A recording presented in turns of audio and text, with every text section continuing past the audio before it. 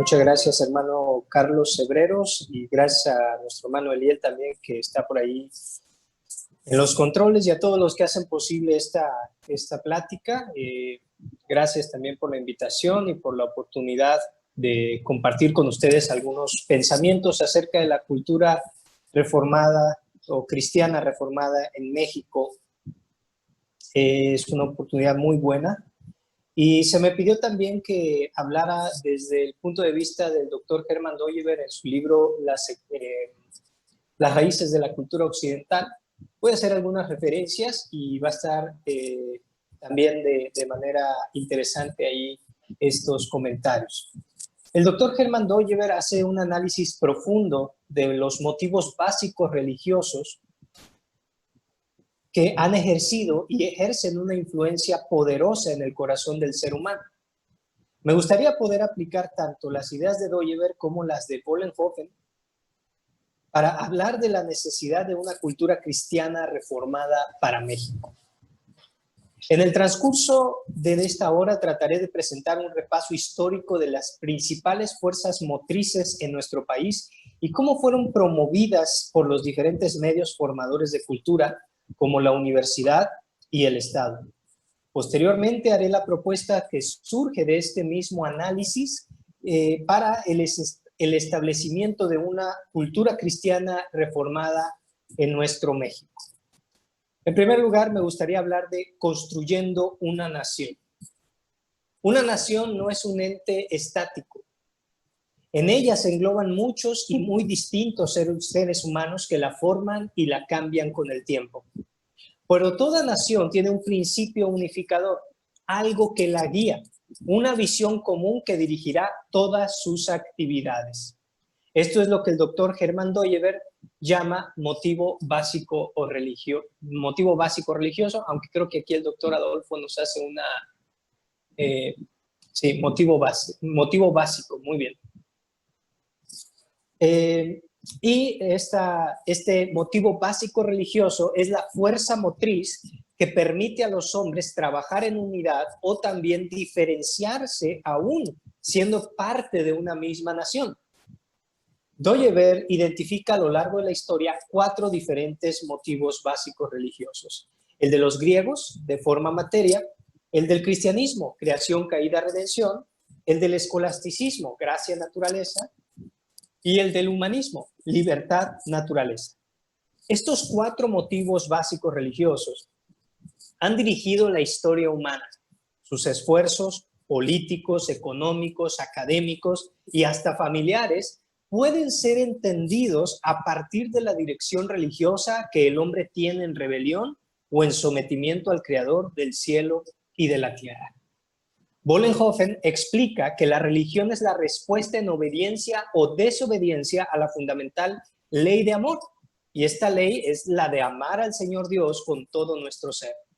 Otros pensadores como Evan Rohner dicen: toda la vida es religión.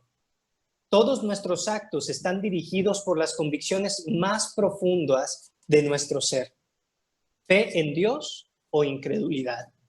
De ahí la gran importancia que tiene el que nosotros identifiquemos claramente el mover religioso de nuestra nación. No debemos entender religión como la institución que llamamos iglesia, sino que religión engloba toda nuestra vida en servicio o rebelión a Dios. Desde la actividad sexual de una persona hasta la forma en que vota, todo ello expresa su amor o rebelión a Dios. Nuestro país no es la excepción. Por medio de un repaso histórico abordaremos las diferentes épocas que han marcado la historia nacional para tratar de identificar las motivaciones básicas religiosas del mexicano y la cultura que fueron construyendo alrededor de ellas. Hablemos un poco acerca del México prehispánico. Las culturas del México prehispánico no conocieron en principio la revelación de las Escrituras. Sin embargo, como testifica Romanos 1, 19 al 20, porque las cosas invisibles de Él, su eterno poder y deidad, se hacen claramente visibles desde la creación del mundo, siendo entendidas por medio de las cosas hechas, de modo que no tienen excusa. pues habiendo conocido a Dios, no le glorificaron como a Dios ni le dieron gracias, sino que se envanecieron en sus razonamientos y su necio corazón fue entenebrecido. Aunque los aztecas, mayas, olmecas, zapotecas, teotihuacanos, etcétera, y demás culturas no tenían la revelación escritural, tenían la palabra creacional, que testifica por medio del orden de las cosas la existencia de un Dios que gobierna todo lo que existe. Rechazando la revelación del Dios verdadero, empezaron a crear diversos mitos para explicar su realidad. Estos mitos forjaron su mentalidad, propiciando una manera muy particular de entender el mundo.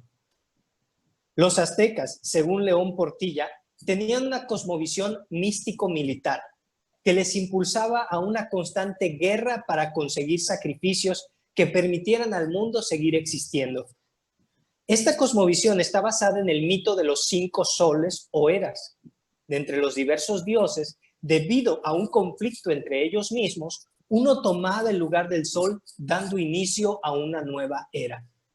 Cada uno de estos mundos, en total 5, o bueno, 4 en este caso, fueron destruidos por la obra de algún dios rival y el uso de elementos de la naturaleza, tales como jaguares, el viento, fuego o el agua. En la cuarta era, o sol, este mundo cayó en destrucción tal que fue difícil restablecer el orden. Esta idea de la guerra, ya reflejada en el conflicto cósmico de los dioses, tendrá un valor importantísimo en la cosmovisión azteca. Los dioses eran quienes fundaban o daban verdad a lo que existe, esto según León Portilla. El mundo fue fundado a través de 4 caminos que se abrieron los dioses para llegar al centro del mundo y así separar el cielo de la tierra. Después de algún tiempo decidieron que uno de ellos se sacrificaría para dar origen al 5º sol. Así surgió el sol en el horizonte. Pero este sol no se movía. Era necesario que el sol se moviera porque si no, no iba a haber vida. Por tanto, los mismos dioses decidieron dar su sangre en sacrificio al sol para alimentarle y que así pudiera moverse.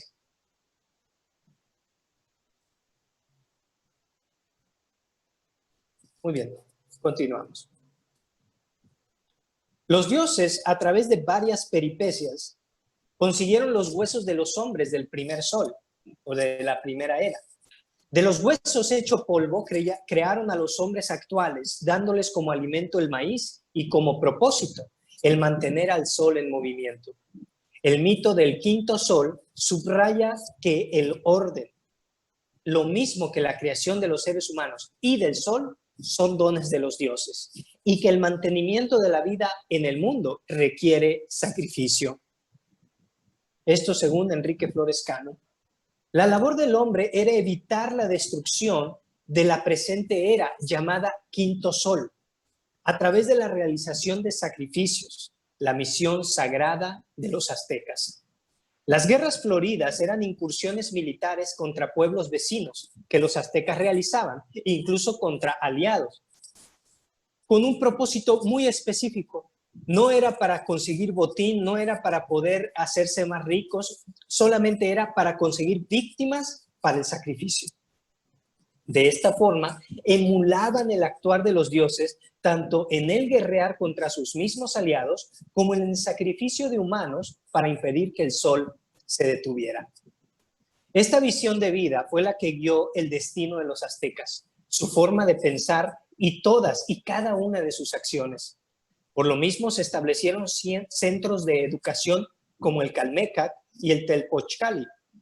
El primero, Calmecac, tenía la intención de educar a los que serían gobernantes y sacerdotes, mientras que el segundo, el Telpochcali, se enfocaba en educar militares.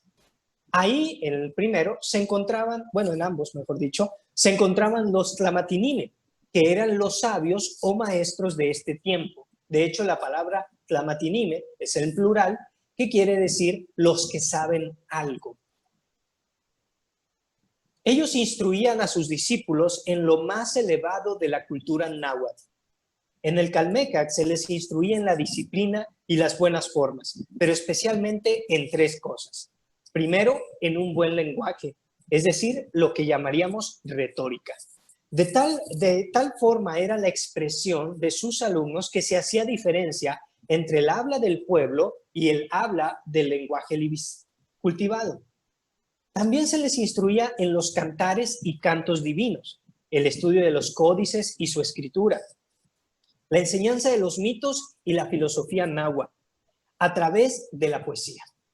Por último, también se les instruía en el conteo del tiempo, la cronología y en la astrología. Todos estos medios para poder conocer e interpretar su entorno. Según León Portilla, por medio de esta serie de actos y penitencias disciplinadas, se forjaban el querer humano, capaz de controlarse a sí mismo. Parece pues que lo que buscaban los Tlamatinime con su educación en los Calmecac era perfeccionar la personalidad de sus discípulos en sus dos aspectos fundamentales, dando sabiduría a los rostros y firmeza a los corazones. Bien, si ustedes quieren saber un poco más, pueden buscar el libro de Miguel León Portilla, La filosofía náhuatl, que está muy interesante, por cierto. Esto es con respecto a la cultura prehispánica. Ahora hablemos de la cultura del México sintético, es decir, a la llegada de los españoles y de ahí en adelante. El nombre México sintético se refiere a la aportación del doctor Vollenhofen a la historiografía de las ideas.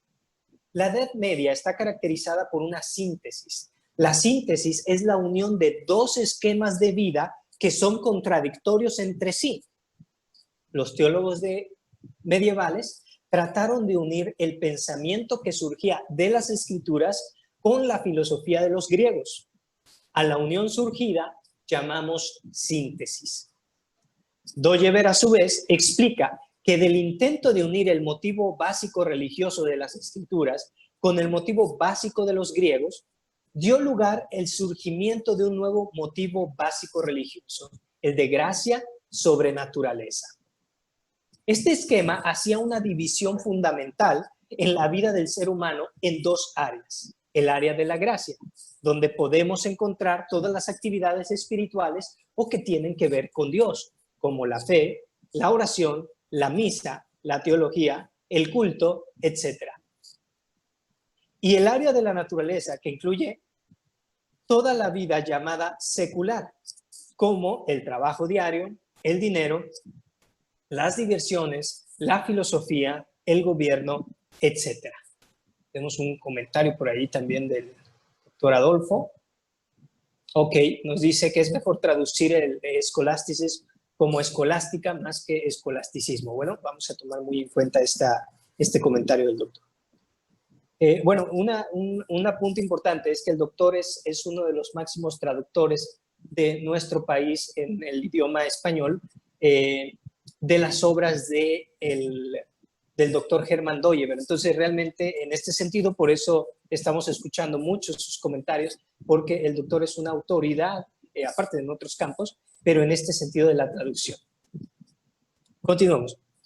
Según Germán Doyever, en la secularización de la ciencia, también lo pueden conseguir en internet, página 8, dice, esto implica que el mundo creado tenía que ser visto bajo dos aspectos, uno natural y otro sobrenatural.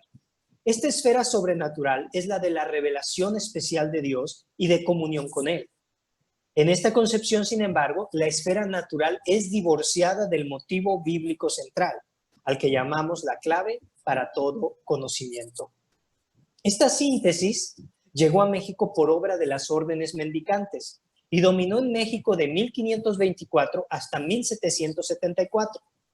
La primera fecha, 1524, hace referencia a los coloquios celebrados entre los 12 misioneros franciscanos y los Tlamatinime después de la conquista de Tenochtitlan.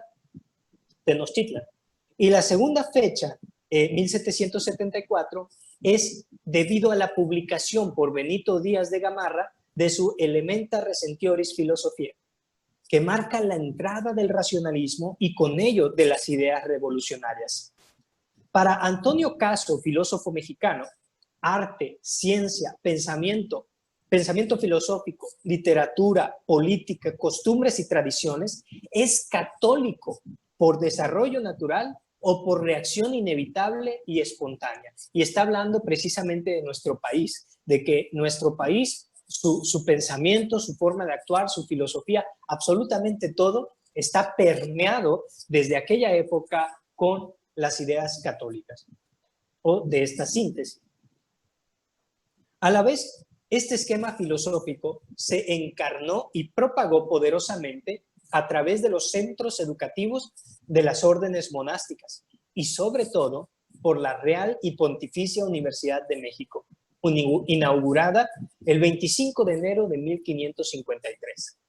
Sus facultades quedaron constituidas de la siguiente manera: Facultad de Teología, Facultad de Derecho Canónico, Facultad de Derecho Civil y Facultad de Artes. Había 4 destacados maestros en esta universidad: el dominico Pedro de la Peña, el agustino Alonso de la Vera Cruz y los dominicos Bartolomé de Ledesma y Pedro de Pravia. Para 1640 se fundaron las facultades de idioma, donde se enseñaba mexicano y otomí. Más tarde se fundó la Facultad de Medicina, según el doctor Velázquez en su escrito La Educación Cristiana Reformada. Esta universidad, al igual que la gran mayoría de colegios y escuelas de la época colonial, sostenían y propagaban el escolasticismo. Según esta visión, la teología era la reina de las ciencias, lo que provocaba que la Facultad de Teología dominara sobre las de Derecho, Artes y Medicina. De hecho, la explicación de la dogmática se hacía a partir de la Suma Teológica de Tomás de Aquino. Este esquema escolástico proveyó el fundamento para poder hablar a favor o en contra de la esclavitud de los indígenas americanos o de los afroamericanos. También propició la discusión respecto a si los matrimonios existentes entre los indígenas eran un sacramento o no. Fray Alonso de la Vera Cruz decía que no eran un sacramento, pero que sí daban algo de gracia, de alguna manera daban algo de gracia. O también sobre los derechos de los conquistadores sobre las tierras. En fin, toda la vida fue interpretada y propagada bajo esa interpretación desde estos centros educativos, obviamente a la luz del escolasticismo. Según Ana Gonzalvo, la tradición escolástica había consagrado el reconocimiento de su lugar preeminente, el humanismo prerreformista refrendó esta posición y las decisiones del Concilio de Trento la revalidaron ante el imperioso mandato de velar por la ortodoxia católica. Dominicos y jesuitas competían en la tarea de modernizar la presentación de la doctrina de Santo Tomás, y la escolástica se mantenía en las cátedras con los nuevos ropajes prestados por el humanismo latinizante cristiano. Entonces, ahí empieza a gestarse algo muy interesante, porque empieza a entrar el humanismo. Y por eso te decía que en 1774, con la publicación de Elementa Recensionis Philosophiae de Benito Díaz de Gamarra, empieza un movimiento completamente diferente en nuestro país.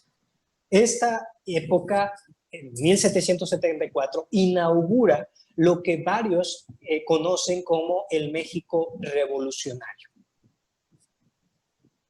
México, a partir del año 1774, comienza a experimentar un cambio profundo en su manera de pensar. Este cambio es llamado antisintético. Porque en la mente y el corazón del mexicano, y no solamente del mexicano, de todo el mundo, se está gestando un reclamo contra el esquema escolástico, caracterizado por la síntesis, considerándolo insuficiente para dar explicación de la realidad. Este cambio no solo se dio en México, también en Europa. La síntesis había hecho algo terrible, un terrible daño a la sociedad, impidiendo un desarrollo libre de los dones que el Señor nos había otorgado. De tal forma que los filósofos y teólogos empezaron a mostrar su descontento. Se opusieron a la síntesis del escolasticismo, unos debido a que buscaban ser fieles a las Escrituras. Ellos son los que conocemos como la Reforma Protestante.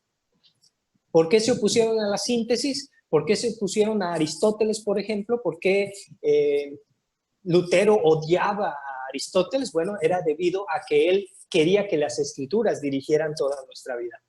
Este es el movimiento de la Reforma. Y otros lo hicieron porque rechazaban no solo el escolasticismo, también rechazaban las sagradas escrituras. Esto es lo que conocemos como el pensamiento revolucionario, que es ya propiamente lo que vendría siendo el humanismo, el irracionalismo o el racionalismo también. En México, desgraciadamente, la Reforma Protestante no llegó hasta muy entrado el siglo XIX, o sea, 1870, 1850 cuando menos. Por ello no tendremos en nuestro país un esquema filosófico o incluso teológico que haga frente al escolasticismo y al pensamiento revolucionario. ¿Qué es el pensamiento revolucionario? Groen van Prinsterer, autor de Incredulidad y Revolución, fue uno de los principales proponentes del pensamiento antirrevolucionario. Según nos lo explica Gerrit Schutte, para Groen, la revolución es la transformación del espíritu general y modo de pensar de las personas que preparan y desarrollan sus planes mientras dejan a un lado la palabra de Dios. La arrogancia de elevar al hombre para ser la ley y norma de todas las cosas surge de la incredulidad. Cuando la gente rehúsa inclinarse ante las leyes y mandamientos de Dios, descreyendo sus promesas de bendición y juicio, la revolución está entonces anclada en la apostasía, cuando el pueblo se rebela contra Dios y le da la espalda. Son instigados por la incredulidad. Si ustedes quieren conocer más acerca de esta visión de antirrevolucionaria, puedes buscar las conferencias del doctor Groen van Prinsterer acerca de incredulidad y revolución, que está también muy interesantes. ¿Okay? También creo que los pueden comprar y también entiendo que está por ahí para descargarse también por internet. Son las ideas de la revolución las que empiezan a llegar a México y estas ideas propician un cambio en las estructuras de autoridad, de pensamiento e incluso económicas. Por ello, encontramos la instauración del gobierno republicano, a diferencia del virreinato, o también el surgimiento de instituciones académicos proponentes del racionalismo. El racionalismo surge como un sustituto del esquema escolástico. Una vez que el hombre ha desechado toda relación, aunque sea sintética, con la palabra de Dios, se hace necesario encontrar un sistema de verdad que le permite explicar la realidad. Este sistema de verdad que trató de proponerse es el racionalismo, que propiamente es la sobreestimación de la razón. Dicho de manera sencilla, la razón es el intento del hombre de entender la realidad independientemente de la autoridad de Dios, dotando su entendimiento de autonomía y autorregulación. La razón es la idolización del entendimiento y como tal, este es convertido en un marco absoluto para encontrar la verdad. O como diría Vollenhofen, Dios no le ha dado al hombre razón, sino intelecto. Y el pensamiento de izquierda, es decir, antisintético que se opone a la palabra de Dios, ha convertido el intelecto en razón. La razón es, por tanto, nada más que el producto de una ilusión, pero una ilusión muy productiva, porque muchos que abrazaron esta ilusión creyeron en la razón. Este cambio revolucionario lo captó perfectamente Ernest Troeltsch, quien lo describió de la siguiente manera. En lugar de la infalibilidad divina y de la intolerancia eclesiástica, tenemos necesariamente la relatividad y tolerancia humanas. Mientras se fueron buscando normas objetivas y posiciones seguras frente a la arbitrariedad subjetiva, no se encontró ningún otro medio que el de la ciencia, la cual, en virtud de sus fundamentos científicos, naturales, radicalmente nuevos frente a la antigüedad y a la Edad Media, proporcionó los recursos nuevos de una orientación metódica sólida y del dominio técnico de la naturaleza. En vez de la revelación, gobernó la ciencia, y en lugar de la autoridad eclesiástica, la creación espiritual encauzada por los nuevos métodos científicos. De aquí surgió el carácter científico racionalista de la cultura moderna, en la cual el individualismo se ejerció unas veces libremente, y otras, como es natural, comenzó a limitarse. En México, el racionalismo en su vertiente positivista, quiero que entendamos que hay varias vertientes, por ejemplo, la corriente del pensamiento liberal francés, que encarnado con Ignacio Ramírez, el nigromante, viene a trastocar todo un pensamiento. Me hubiera gustado mencionarlo a él, pero prefiero hablar más adelante de una corriente que fue mucho más fuerte y mucho más amplia. En México, el racionalismo, en su vertiente positivista, llegó a través de la obra de Gavino Barreda, quien vivió de 1818 a 1881, y fue fuertemente promovida por Justo Sierra, 1848 a 1912. Cabe hacer mención que una de las formas en que el positivismo entró fuertemente en México fue a través de la Escuela Nacional Preparatoria, de la que Gavino Barreda fue el primer rector en 1867. Además, fue en el gobierno de Porfirio Díaz, que abarcó del 76 al 1911, que esta filosofía tuvo un gran apogeo. Pero, no te creas, también desde la época de Benito Juárez fue que empezó el positivismo ya a hacer fuerza con Gavino Barreda y la Escuela Nacional Preparatoria. Los científicos, cuyo principal deseo era abogar por la dirección científica del gobierno y el desarrollo científico del país. Estos eran los asesores de Porfirio Díaz. Sin embargo, el pensamiento revolucionario nunca encuentra paz, porque ha dejado la palabra de Dios como su criterio de verdad. Buscará entonces por todos lados un lugar en donde asirse. En 1910, meses antes de su renuncia, Porfirio Díaz inaugura la Universidad Nacional de México, que posteriormente adquiriría su autonomía, tomando el nombre de Universidad Nacional Autónoma de México. Autónoma de México. Esta universidad ejerció y ejerce aún fuerza muy grande en la educación de los mexicanos. Es formadora de cultura y es reconocida como la máxima casa de estudios de nuestro país. Desde el comienzo de su trabajo empezó a gestarse bajo la dirección del vitalismo de Vasconcelos, para posteriormente inclinarse por una visión más existencialista, especialmente en la primera mitad del siglo XX. Las máximas aspiraciones de los pensadores existencialistas en México eran las siguientes: identificar los problemas de fondo que planteaba la realidad mexicana y, en consecuencia, proponer medidas para superarlos, crear una filosofía propia y auténtica que diera respuesta a los problemas planteados por la realidad nacional. Elevar la filosofía, y fíjate bien esto, al rango de saber de salvación, en tanto orientadora de la vida cultural de nuestro país. Establecer un nuevo humanismo que reafirmara la particularidad de los americanos y reflexionar sobre la realidad histórica y cultural nacional como el camino para comprender la problemática universal de la filosofía. Pero no acabó con el existencialismo. En nuestros tiempos, el siglo XXI, podemos ver la manifestación del neomarxismo.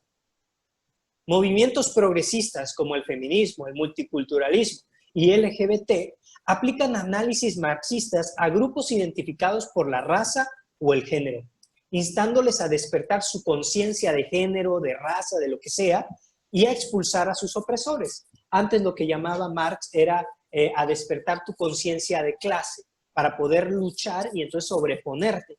Ahora ya no es la clase social o la clase económica la que debe guiar, sino ahora es la clase de género, la clase de raza, etcétera, etcétera. No solo desde la llamada Cuarta Transformación, sino también desde las universidades e instituciones de nuestro país, lo único que puede hacer frente realmente a estas visiones corruptas es el evangelio poderoso de nuestro Señor Jesucristo. Según Schuster, hablando de Groen van Prinsterin, el hombre sin Dios, tratando de construir un mundo mejor sin la visión liberadora de la palabra de Dios. Eso es el hombre actual. Podemos simpatizar, escribió Groen, con muchas de sus demandas radicales, si las despojamos de su retórica revolucionaria. Claro, estamos a favor del derecho de las personas a ser libres, estamos a favor de las libertades individuales. Claro que sí, el problema es cuando estas libertades las queremos proponer desde un fundamento que va en contra de la palabra de Dios.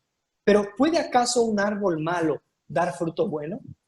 Las teorías surgidas de la incredulidad, según Groen, no pueden ser principios sólidos sobre los cuales basar una genuina revisión del sistema público del país. Solo en obediencia fiel a la palabra de Dios se pueden encontrar verdadera libertad, incluida libertad y bienestar para el Estado y la sociedad, ¿no? Esta medida que nuestro presidente quiere manejar, ¿no? La del estado de bienestar. Nos dice el doctor Groen van Prinsterin, no es posible alcanzar verdadera libertad, verdadero bienestar, verdadero cambio social, simplemente cambiando las estructuras externas. Tenemos que cambiar la base fundamental del ser humano. El ser humano, nuestro México, ha estado guiado a lo largo de su historia por la incredulidad. ¿Qué es lo que tenemos que hacer? Atacar directamente, en la fuente, directamente el problema, es decir, la incredulidad. Ahora, aquí va la propuesta. Construyendo una cultura cristiana reformada en México. ¿Has notado algo en la historia de nuestro país que te acabo de contar? Bueno, y es que el cristianismo no ha tenido su oportunidad para dirigir los esfuerzos de nuestra nación.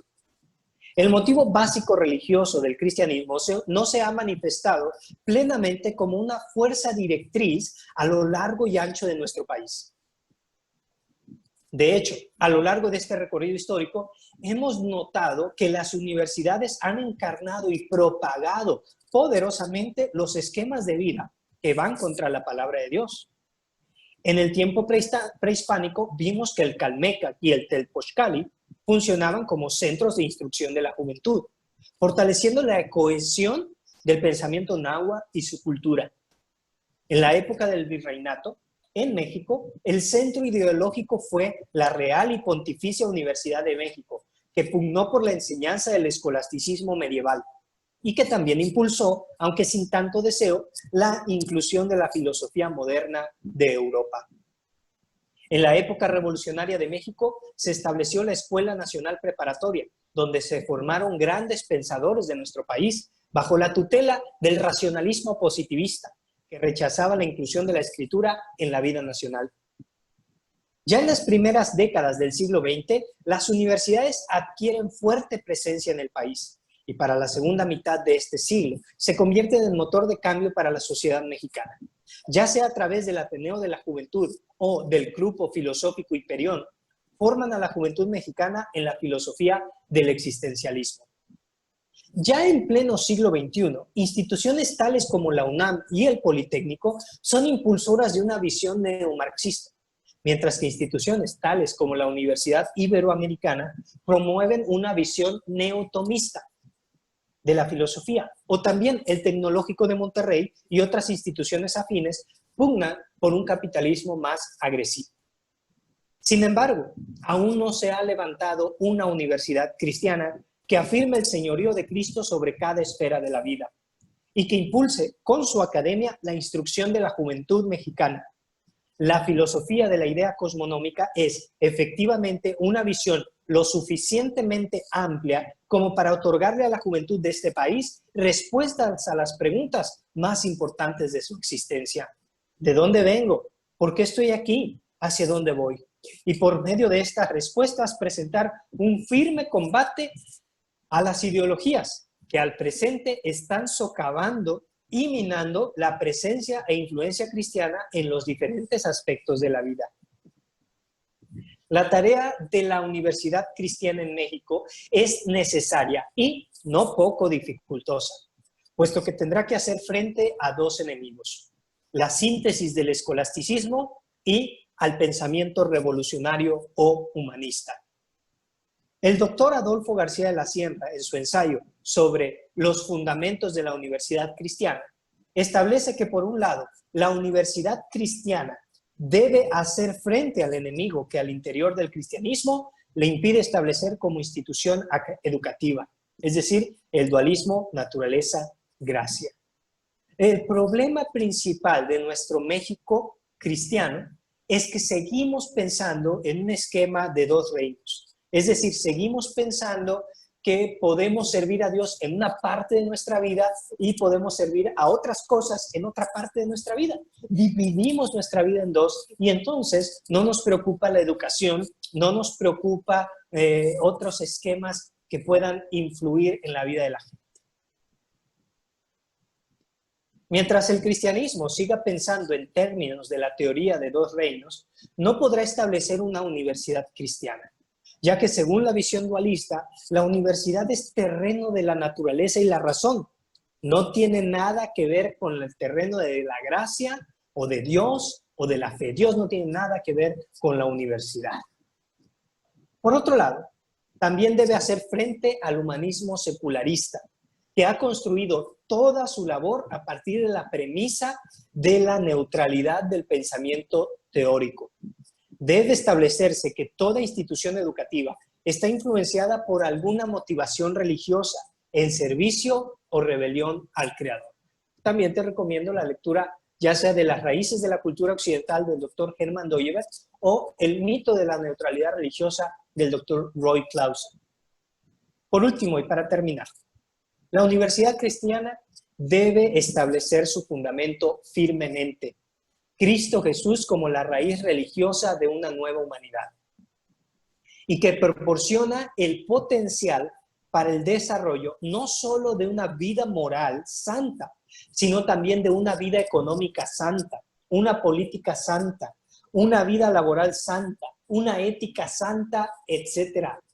Porque a partir de él se construye toda una nueva sociedad. Es decir, a través, fundamentados en Cristo, se construye toda una nueva sociedad. Así que, amados hermanos, lo primero que tenemos que establecer es el fundamento principal, Cristo Jesús. Lo siguiente, amado hermano, necesitamos establecer una universidad, porque para poder hablar de una cultura cristiana reformada en México, tiene que haber un centro donde se propague ese fuerte esquema de vida cristiana desde una posición educativa. Es a partir de la educación que podemos formar, a partir de la universidad que podemos formar realmente a nuestras juventudes para tener una cultura cristiana. Muchas gracias por la oportunidad. Aquí termina mi participación.